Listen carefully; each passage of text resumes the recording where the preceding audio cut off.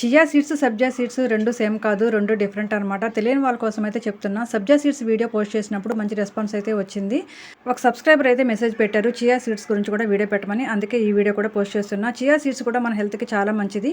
దీన్ని ఎలా పడితే అలా తీసుకోకూడదు. నైట్ నీళ్ళలో నానబెట్టి పొద్దునే తీసుకుంటే నేను చెప్పబోయే హెల్త్ బెనిఫిట్స్ అన్నీ వస్తాయి అన్నమాట. చియా సీడ్స్లో fibre, protein, omega 3 fatty acids, calcium, మాగ్నీస్, మెగ్నీషియం, ఫాస్ఫరస్ వంటి ఎన్నో పోషకాలు ఎక్కువగా ఉన్నాయన్నమాట.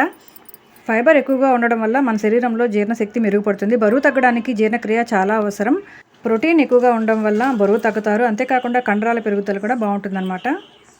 చియా సీడ్స్లో omega 3 fatty acids, alpha linolenic acid ఎక్కువగా ఉంటుంది కాబట్టి ఖాళీ కడుపుతో తాగడం వల్ల గుండె జబ్బులు వచ్చే అవకాశాలు తగ్గుతాయన్నమాట. అంటే హార్ట్ అటాక్స్ కూడా రాకుండా చేస్తుంది.